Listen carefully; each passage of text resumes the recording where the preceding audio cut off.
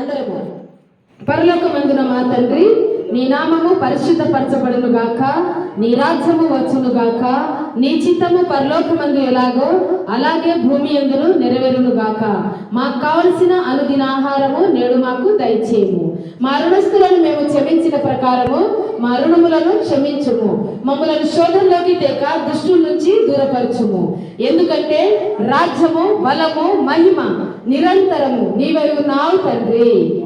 ఆమేన్. మన తండ్రి అయిన దేవుని ప్రేమ, తన కుమారుడైన యేసుక్రీస్తు కృప, ఇక్కడ తలలోంచిన బిడ్డలకు సకల పరిశుద్ధులకు నువ్వు మనకు ఇప్పుడును ఎల్లప్పుడు సదాకాలము తోడుగా నీడగా ఉండి నడిపించునుగాక. ఆమేన్. ఆశీర్వాదములు మా మీద వర్షింపచేయునిషా,